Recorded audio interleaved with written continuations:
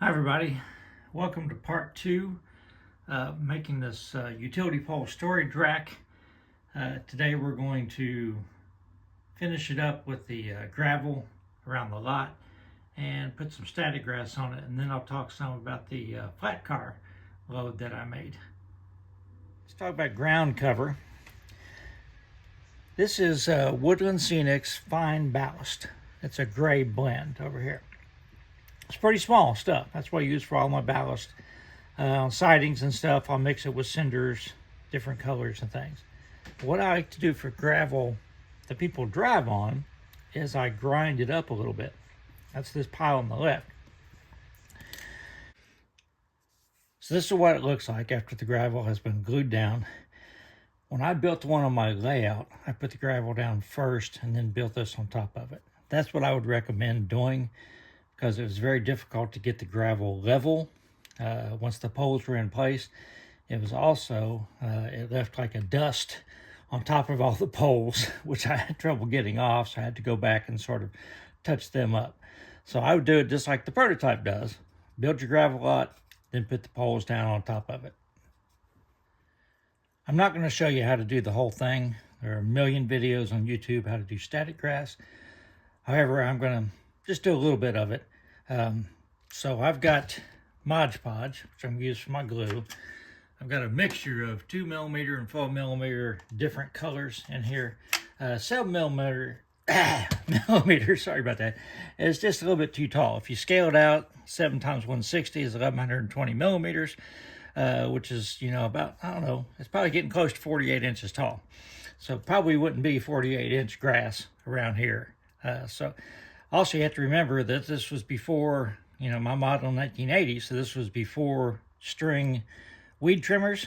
So it probably wasn't very manicured, probably just cut the weeds down every now and then. So I just take a little bit of glue and I'm going to dab it here and there. I don't want a full coverage. I'm going to try to get it close to the poles if I can, because I figure that's the place where it's going to be hardest for the people to trim. Again, we'll try not to get it on the poles. Yeah. All right. So just do a little bit more, and then I'll put the static grass on it. I use the Woodland Scenic's system. It's the only one I've ever had, so I can't say, oh, it's better than everything else or whatever. It's just, what I chose to buy because of the availability when I got it. All right, so we'll do that, and we will go ahead. I've got my ground with the nail into the foam, so we'll just go ahead and turn this thing on, and we'll just sprinkle a little bit on there. Probably should have put a paper towel underneath this, make it easier to clean up and recycle the grass, but that's how I do it. Now, when I dump this off, when I turn it upside down, I don't want to do it now because the glue hasn't grabbed it yet probably. You'll see it's just real patchy. So I'll show you what it looks like when it's done. So here's what it looks like when I'm done. Again, I didn't want a full grass coverage. I wanted it sort of be patchy. Every once in a while they come in and cut stuff down, but you still see a lot of the gravel underneath it. So now let's talk about the flat car. So here's my flat car. I'll show you a picture of some modern cars here in a minute. But again, remember, I'm modeling it like 1980. This was a B&O flat car that I bought at the train show. I got like 5 cars for 20 bucks or something. The main reason I bought it is because it had a trailer on it that I wanted. So I weathered the deck. The uprights are just little pieces of styrene that I've painted. The poles are poles that I made. Now they are laid in there. This is the fat end on this end. This is the fat end on that end. So they're like crisscross. They are held down. I've got easy line, the stretchy stuff, but you can't really see it. I think I needed to get some. This is the fine, what I use for my electric, wires. I think I needed some thicker stuff, but they are not fastened down in there at all. I can pull them out. So what you will see is when I unload the, I'm going to put the loaded car at the rack, and then probably in the next operating session or something, you'll see me pick up that empty car, because I can just pull all those poles out. They are all loose. They're not glued together. I thought about doing that, gluing them all together, and I still may try to do it. But right now, they're just loosely in there. Pretty easy process to do. I just glued one side of the easy wire down, put all the poles in, looped it over, pulled it a little bit tight with some tweezers, put a little dab of super glue on it, and it holds them in place pretty well. If I would turn the car upside down, I think they would all stay. But I still think I need to have a little bit thicker, easy wire so it shows up, so you don't think these poles are just loosely on the car, because they wouldn't not do that. So I'm going to show you an example, a couple of prototype photos now, and of course these are more modern than the one I'm modeling. So this is a modern flat car. It's got the logs on it. You see that they're not sitting on the deck though. They've got some spacers on it. I probably need to do that on mine. But this is just a single flat car by itself.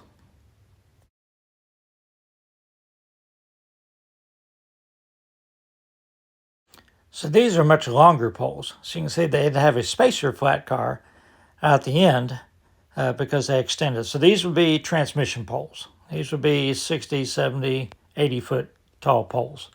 You see they're dark too. It looks like they're treated with creosote. Some of them are. So if you don't want to make your own flat car or your own loads, Microtrains came out with this a couple years ago. You can probably still find it. It says Northern Pacific Log Gondola 3-pack, but they're really big poles. They would not fit for the telephone company in Chillicothe. They do come with spacers. I did not assemble it. Basically, once I saw what it was, I haven't used it. I've just kept it in the box. But they do have spacers that you can put in here to keep them off the decks. Really nice, really pretty. I don't know, I may eventually just sell them because I don't think I'm going to use them. But I also could just not worry about the wood loads and incorporate the two gondolas, because they have fold down rear ends into my car fleet. And the flat car, again, I could just modify it to be like my B&O flat car if I want to. But I probably won't do that. I'll probably just end up getting rid of the set someday. If anybody's interested in it, let me know. I'll give you a good deal on it. So that's it. Pretty short, easy project. If you want to do it, if you have any questions, comments, let me know. While I've got you here, though, I'm going to go ahead and show you what I've done on standard elevator. There's no point. There's not really enough there to justify a video of its own. So I'll go ahead and update you on that. So the last thing I needed to do was basically to tie these to this. So there were about 5 or 6 of these tubes that went from the prototype. I've got 3 of them on here. Not exactly in the right spots, because in reality this was much farther back this way. And they had 3 silos like this and another metal silo which was fatter in diameter but shorter back here. So I don't have the space to do all that. But basically what I did was I tried to emulate that. I got this stuff up at the top from Southern Tier Grain Modeler Supply. This is N-scale stuff. They're augers or something. I'm not an expert on grain elevators by any means. Don't really know how they work. The pipes are just evergreen tubes. These are, they call them box brackets, and I'm not sure what the function of them is. I think they have wire going from the points, like so there'd be 4 pieces of wire stretched around there. And I've not been able to, if anyone knows what the purpose of them is, let me know. I thought first, well, maybe they're to like keep ice from building up on these tubes or something, you know. It's, but I don't really know what the purpose of them is. But I thought they look kind of cool, so I put them on there. These are actually also from Southern Tier Grain Modelers. They're HO scale, but they will work for N scale according to the photos that I had. So I'll stick a photo in right here, sort of show you what it looked like compared to what I've done anyhow. This is probably just the easiest way to do it so I can point stuff out. Here you can see those box brackets. And I think one of those other ones had one or two on them too. But there's a lot more. I think there's how many? Four. I guess there's 4 tubes going around here. This picture, I don't know when it was taken. I think it was taken after it's out of business because it looks like the rails are gone. Anyhow, I did the best I could to sort of make it look like a busy industry. And you can see the spout coming out of the building. I'll show you, I did that also, but it's not evident in the picture I just showed you. All right, so here's another view. I tried to get it so you didn't see the lights, overhead lights on it. But you can see I've got the spout to load the hoppers there too. So I think I am pretty much done with this. Not saying I won't add some more details, like maybe some vehicles back here in the parking lot or some tractor, trailers, something in there. But I'm done with the main part of the building, and I'm pretty happy with it. Let's close the video out by showing you what I just got in the mail. A friend of mine tipped me off. There's a place selling some used N-scale DT&I stuff. This supposedly was owned by Jim Hediger, who was, one of the, worked for Model Railroad magazine for years and years and modeled the DT&I, his version of it, which he called the Ohio Southern, in HO scale. And I guess he collected some N-scale stuff whenever it came out, because this is all factory paint. None of it's been weathered, probably never been ran. In fact, the GP9 on the end, it still has Rapido couplers on it, so who knows how old this is.